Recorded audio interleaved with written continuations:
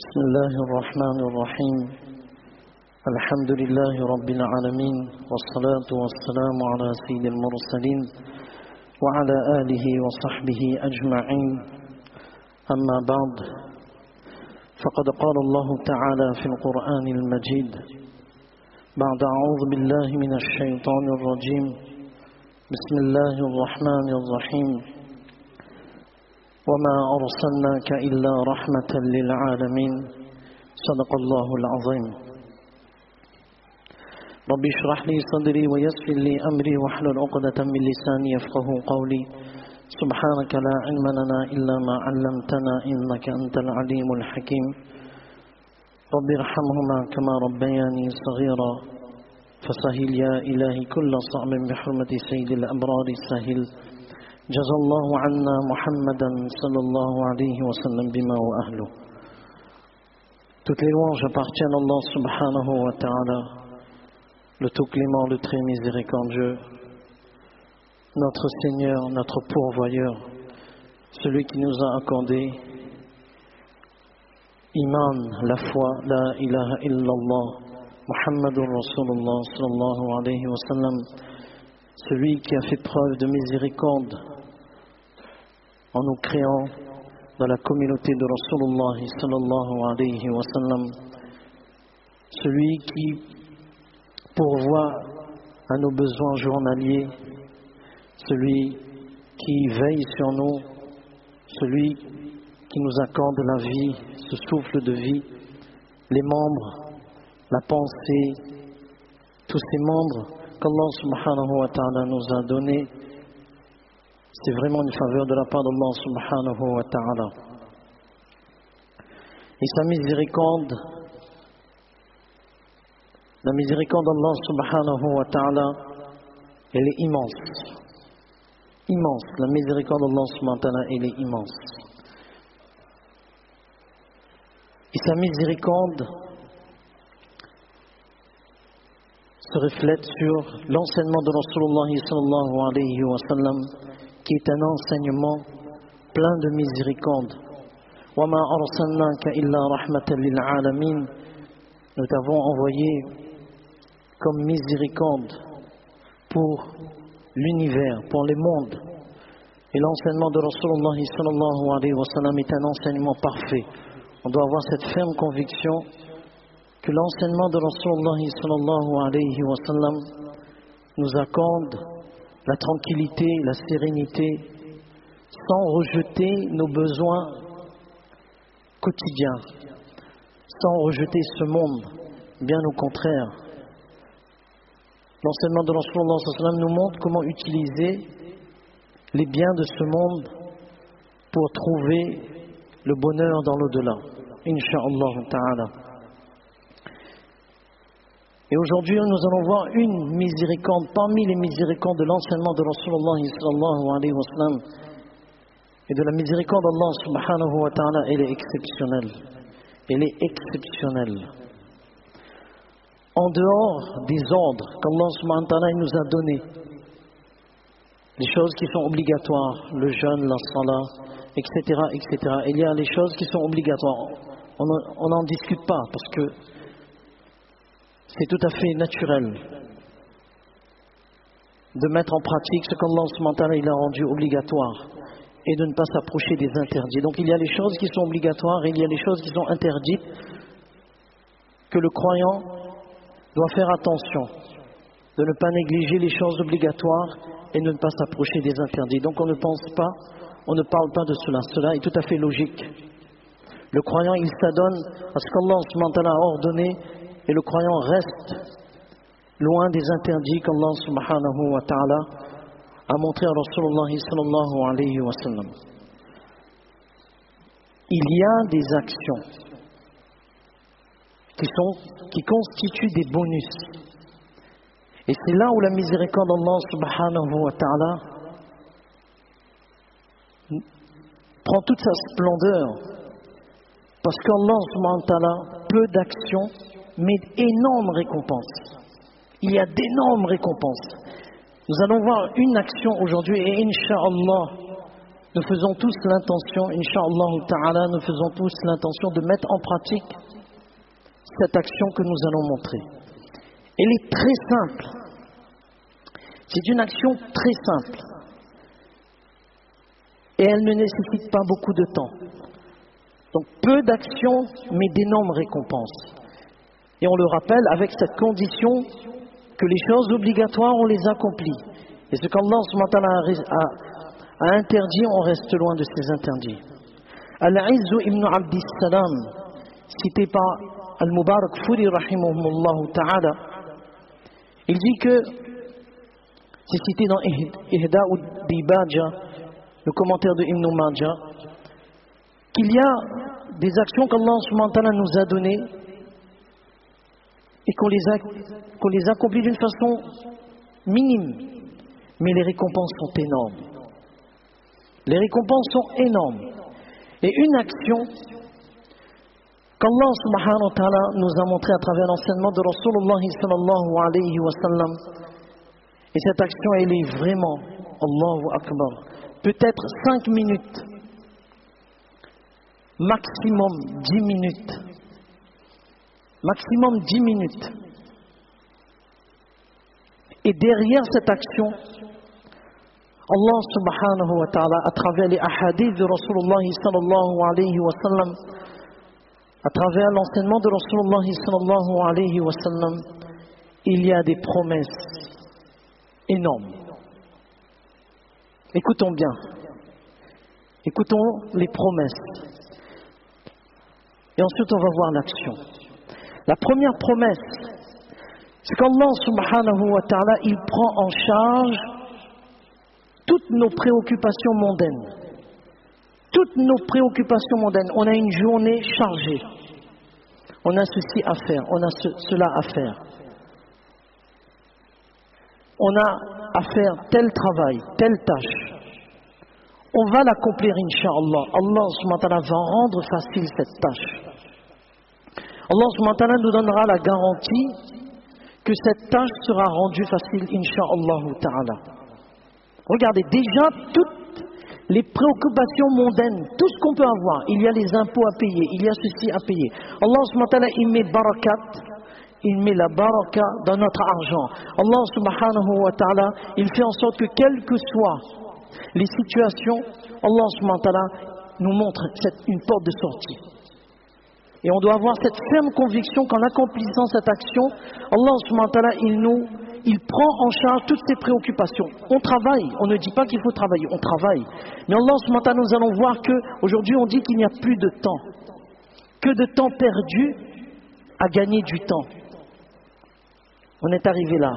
Que de temps perdu à gagner du temps. On n'a plus le temps. Mais nous allons voir à travers cette action. Donc toutes les préoccupations mondaines sont prises en charge par Allah subhanahu wa ta'ala.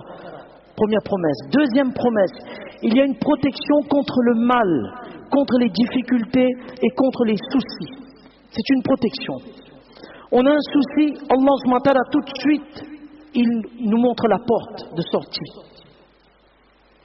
On a une difficulté, ce monde-ci est une épreuve. Donc les épreuves font partie de notre vie quotidienne.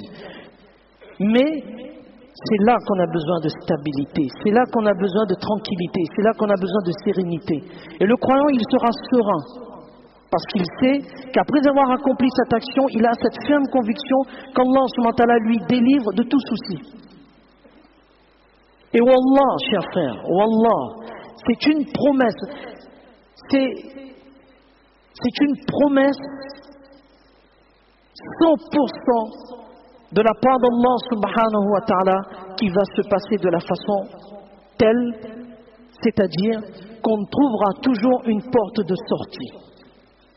Donc première promesse, prise en charge de toute préoccupation mondaine. Deuxième promesse, protection contre le mal, les soucis, les difficultés. Troisième promesse, alors regardez bien, dans chaque action de Rasulullah sallallahu alayhi wa sallam, il y a le succès dans ce monde et dans l'autre monde. On a vu les deux premières promesses qui concernent ce monde. Regardez maintenant pour l'autre monde. Expiation des petits péchés, même si aussi nombreux que l'écume de la mer. Même si nos petits péchés sont aussi nombreux que l'écume de la mer, Allah subhanahu wa ta'ala efface tout cela. Par l'intermédiaire de cette action, insha'Allah ta'ala. Quatrième promesse. Subhanallah, vraiment, c'est incroyable. La récompense d'un hajj et d'un umrah nafl surérogatoire qui ont été accomplis d'une façon parfaite. On a cette récompense. Allahu Akbar, ça c'est la générosité d'Allah. C'est pour cela que les portes du paradis sont au nombre de 8. Et les portes de l'enfer sont au nombre de 7. La miséricorde d'Allah subhanahu wa ta'ala dépasse sa colère.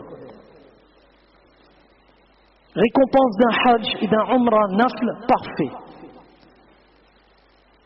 Cinquième promesse, subhanallah, cinquième promesse. Rasulullah sallallahu alayhi wa sallam, il nous a dit que chaque matin, écoutez bien, chaque matin, il y a une aumône que le croyant doit donner pour chaque articulation. Muslim. Chaque matin, le croyant doit donner une aumône pour chacune des articulations qu'Allah subhanahu wa ta'ala lui a donné. Et combien y en a-t-il? Dans un autre hadith, Rasulullah sallallahu alayhi wa sallam le dit. Combien de articulations on a? 360 articulations. C'est-à-dire que 360 aumônes pour chaque articulation qu'Allah subhanahu wa ta'ala nous a donné, qui sont au nombre de 360. En accomplissant cette action, on compense, il y a une compensation à titre de sadaqa pour chaque articulation du corps. On n'a pas besoin de tirer 360 sadaqa. Cette action permet de compenser cette sadaqa. Mais quelle est cette action? Et on termine par la dernière promesse, subhanallah, qui n'est pas des moindres. Cette promesse-là, en fait, on doit la mettre en premier. Pourquoi? Parce que c'est quelque chose que nous tous nous demandons protection. En accomplissant cette action, le feu de l'enfer ne touchera pas la peau de cette personne. Le feu de l'enfer ne touchera pas la peau de cette personne. Subhanallah, 6 promesses qui concernent aussi bien ce monde que l'autre monde. Une action qui prend 5 minutes. 5 minutes. Et maximum 10 minutes, c'est tout. Et encore 10 minutes, non, 7 minutes. Quelle est cette action? Dans le jargon, on dit money time. Pour ceux qui connaissent, money time. On récapitule les promesses et après on vous dit l'action, Inch'Allah. Mais Inch'Allah, on va mettre nous tous ici. Inch'Allah, on va mettre en pratique. C'est facile. Nous tous, Inch'Allah. J'ai le micro, c'est pour ça que Inch'Allah, on a pris le déjeuner. Inch'Allah. On récapitule les promesses et on vous dit l'action après, Inch'Allah. Prise en charge de toutes les préoccupations mondaines. Deuxième promesse, protection contre le mal, les soucis, les difficultés. Troisième promesse, expiation des petits péchés, même si ces petits péchés sont aussi nombreux que l'écume de la mer. Quatrième promesse, récompense d'un hajj et d'un umrah nafil accompli d'une façon parfaite. Cinquième promesse, compensation à titre de sadaqa pour chaque articulation du corps. Il y a 360 articulations, ce qui veut dire 360 sadaqa. Mais cette action compense cette sadaqa. Et dernière promesse, sixième promesse, le feu de l'enfer ne touchera pas sa peau. Et l'action est, subhanallah, l'action est,